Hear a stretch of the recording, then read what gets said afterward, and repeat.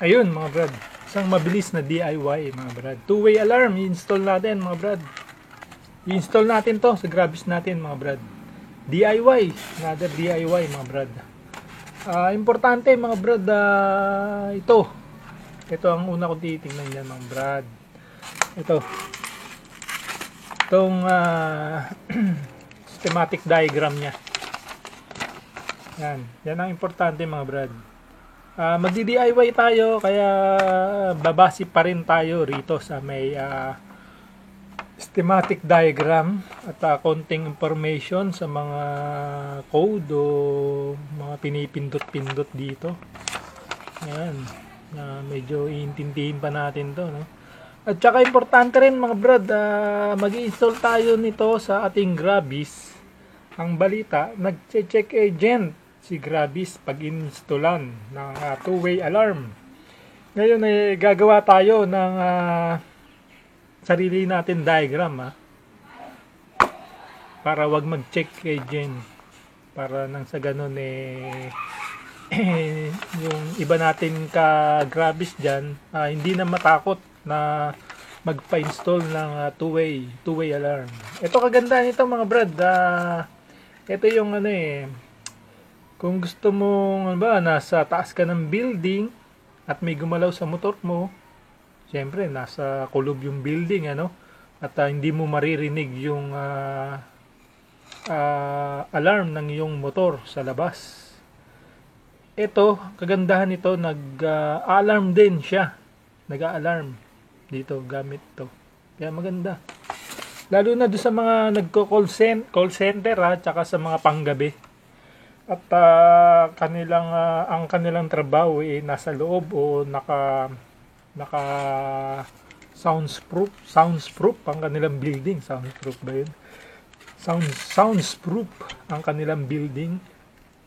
Siyempre nasa parking o nasa basement ang iyong motor. Masyadong malayo, di ba? Ngayon ito magti-trigger sa iyo basta may gumalaw sa iyong motor. Tutunog dito. Baga ito ang mag-iingay. Ba nakasabit sa bulsa mo o nakasabit sa bewang mo, tutunog. Kaya yun ang kagandahan, no? Ngayon i-install natin sa ating Grabis at gagawa tayo ng simpleng diagram na para wag mag-check agent.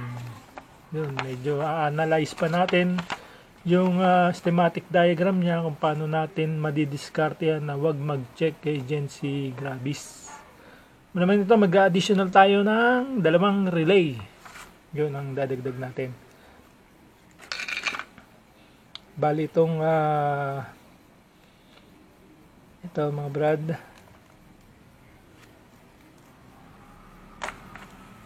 bali dito pa lang ayusin na natin yung wiring nya. Pagsamasamahin na natin yung magkakalapit. Itong dilaw, ito yung sa ilaw ng left and right para sumindi. Tapos positive negative. Ayan, positive negative. Ito live wire to. Live wire. Yun ang live wire papuntang battery. Ito naman tong orange papuntang accessory wire or nagdaan siya sa switch. Itong natin, no? Itong kulay orange. Tapos itong kulay black, pwede nyong i-direct sa battery or ground. Basta't maganda yung grounding ng motor nyo, direkta nyo lang to. Tapos itong blue, starter. Doon natin lalagay ito sa starter. Itong pink, kasi sa atin, no, battery operated ang ating motor at hindi yung manual, no. Hindi na natin gagamitin itong pink. Puputulin na natin to. Itong pink na to.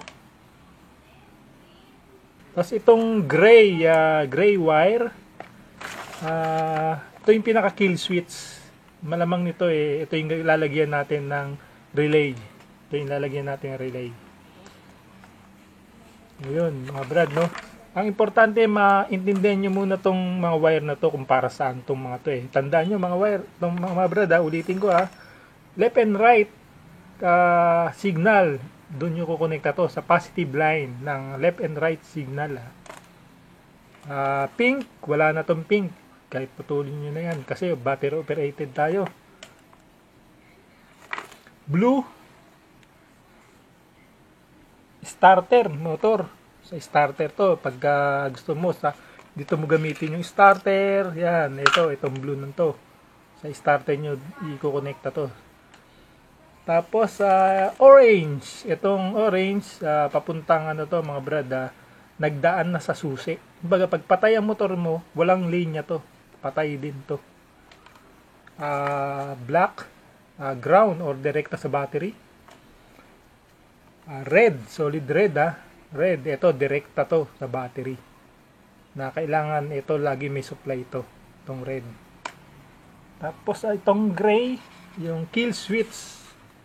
Ito yung magiging kill switch niya. Kaya maglalagay tayo ng relay, mga brad. Ngayon, assemble na natin at ipapakita ko sa inyo pag na-assemble na natin. Yun nga pala, ito yung kasama niya, mga brad. Dalawang remote key. Yung isa, ito yung tumutunog, mga brad. Ito maganda eh. Ito parang spare mo na eh. Yun, di battery siya, mga brad. Na AAA na battery. Ayun. Tapos yung speaker, bali hanapan natin ang pwesto to kung saan natin nilalagay. Yung pinaka module niya, mga brad. Ito. Bali hindi mo natin gagalawin, bali mag-i-install muna tayo rito sa ating harness na to. Tapos itong module, dyan naman, disakit naman siya, mga brad eh. Sakit nito para dito. Yan, para dyan siya. Para dyan. Kaya ano muna to, itabi muna natin to, dito muna tayo sa harness at sa diagram kung paano natin didiskarte yan na wag mag-check agent. Ngayon i-ready ko na, mga brad. Medyo kailangan ayusin muna natin tong harness. Basta't naintindihan nyo, mga brad, yung mga kulay yung gaya na sinabi ko, napakadali na pagka alam nyo yung mga wire na to kung para saan itong mga wire na to. At ngayon ayusin lang natin, mga brad. Balikan ko kayo. Ayun, mga brad, ito na ready na natin. Ito na yung harness nya, binalutan ko na. Gaya ng sinabi ko, inano ko na, ito yung dalawa. Sa diagram ko, gumawa kasi akong sariling diagram, mga brad. Kasi ito naman yung relay, na additional relay sa starter. Yung pag mag-start ka, di ba, pipindutin mo pa yung preno. Ayan, ganyan connecta yan. Para doon sa may mga idea, tsak, panigurado alam nyo to. Kuha nyo to. Kaya yung mga brad, huwag na kayong mahiya mag-comment sa ating sa ating video. Comment lang kayo. At o kaya i-personal message nyo ako sa FB, sa Messenger para paliwanag ko yung mga medyo naguguluhan dito Kasi kung talagang wala ka idea sa connection, lalong-lalo na sa ganitong schematic diagram, talagang hindi mo maintindihan. Pero pagka inisa-isa mo yan, mga brad, at unti-unti mong inaral, makukuha mo to. Sigurado yun, mga brad. Kahit sabihin mong wala ka idea dito, kahit sabihin mong first time makakita ng ganito, basta't inaral mo, mga brad, makukuha nyo to. Kahit sabihin mong first time mong nakita tong ganito, basta inintindi mo at nagpursige ka, makukuha mo yan, mga brad. Parang ano lang yan, parang takbo ng ating buhay na kapag pinangarap mo at pinursige mo, yun, sigurado ibibigay sa iyo yan. Ibibigay sa iyo. Medyo nagiging madrama na, no, mga brad. Ngayon, i-install na natin to sa ating Grabis. Ayan, naka-ready na siya, mga brad. So, ayun, mga brad, bali na ikabit na natin, no. Temporary lang itong kinabit ko para makita nyo rin kung paano ko kinabit, no. Kaya naka-expose pa yung mga wire. Para na sa ganun, madali ninyong masundan. Bali, ito yung gaya ng sinabi ko, ito yung left and right signal, kulay dilaw, dalawang yellow. Tapos yung black ng alarm, naka-ground sa body, negative. Ground lang natin. Tapos yung number 86 naka-ground din ng relay. Tapos yung number 85 yung sa starter natin. Tapos itong number 87 and 30 dito yan sa starter. Kung nakikita nyo tong brake switch, ayan, dito ko siya nilagay. Ayan, nakalagay yun. Ayan yung number 87, dito siya nakakabit. 87 yan. Tapos yung number 30, ito nasa blue ng push button switch ng starter. Ito yung relay natin. Tapos yung isang relay natin nga pala, inalis ko muna. At depende sa inyo kung magkakabit pa kayo ng isang relay. Kasi ito bala ko kasi sa pulser ko ilagay. Doon sa papuntang magneto. Doon ko ilalagay itong isa. Tapos lalagyan ko na lang ng ano. So ayun mga brad, bali okay na. Iaayos ko lang yung wiring. Bali temporary lang to para kitang-kita nyo. Ito nga pala yung sa speaker niya, tinakpan ko muna kasi masyado malakas. Nakakabulabog tayo. Kaya tinakpan ko. Tapos parte naman dito sa ano natin, sa wireless alarm. Ayun mga brad, kaya pala tinawag tong ano two-way alarm kasi nag-a-alarm dito sa mismong ano nyo, key wireless. Tapos nag-a-alarm din sa kanya. Baga ituturo sa inyo kung paano pag-setting nung silent alarm at loud alarm, yung mismong sa motor nyo mag-iingay. Tapos yung silent, dito siya mag-iingay naman. Ngayon mga brad, wala tayong check agent, no? Ayan, i-start natin mga brad, ito nga pala dalawang pindot sa start. 1, 2. Ayan mga brad, dalawang pindot sa start. Ayan, walang check agent. Tapos pagka papatay nyo siya, dito lang sa unlock para mamatay siya. Yan. Ulitin ko, dalawang pindot. 1, 2.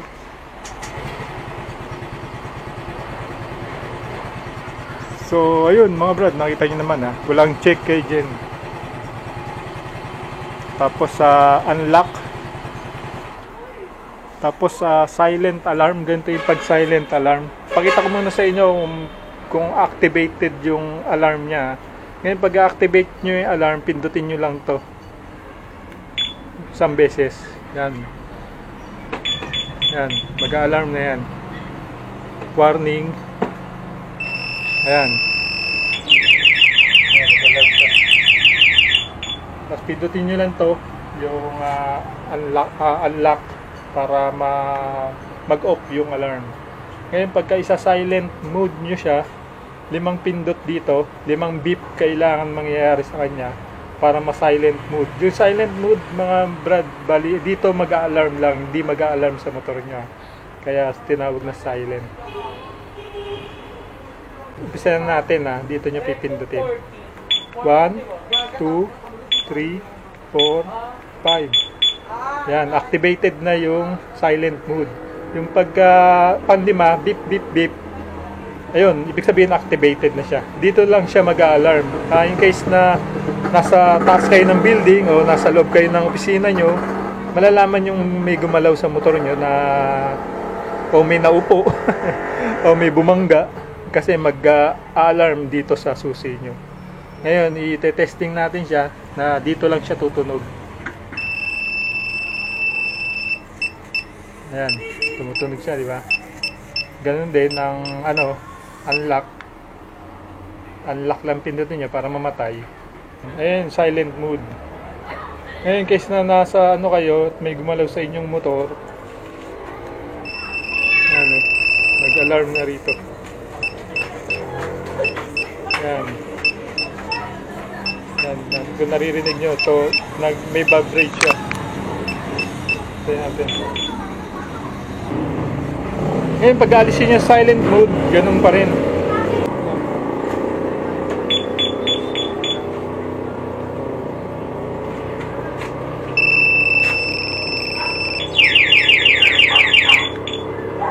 Naka-loud na siya, baga na unlock na yung silent mode niya. Ngayon pagka yung ano tawag doon, sensitivity sensitivity niya, press nyo lang tong sabay at magbibilang yan kung pang ilan volume siya, 1 to 5 eh. Siguro iset nyo lang ng 3, ganon, yan. Ito, sabay pindot lang to mga brada. Bibilangin nyo yung beep nya. Bawa to, pipindutin ko, tapos bilangin nyo yung beep, beep, beep, beep. Yun yung volume ng lakas o lakas ng sensitivity nya. Yan, number 2. Masyadong ano yan, sensitive yan pag number 2. Subukan natin ha. Konting galaw lang, medyo mag-alarm na siya pagka ganun. Konting ano lang. Ayan, nag-alarm kagad oh. Kaya tama lang dapat yung number 3. Ayan, natin. 1, 2 1, 2, 3. Ayun. Number 3 lang.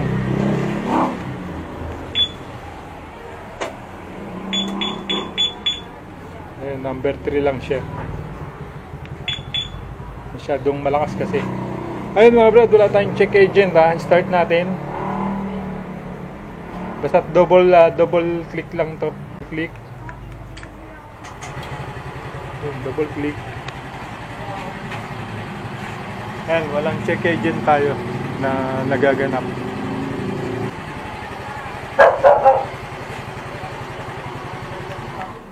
Tayo. Start ulit natin. Ang pag-start mga brad, dalawang pindot ha. May 1, 2. Ayan, brad. Dalawang pindot.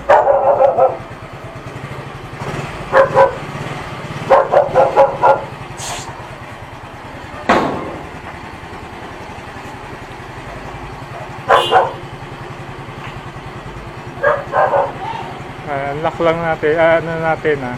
Patay, off na natin. Bali wala tayong check agent mga brad ha. Ayun.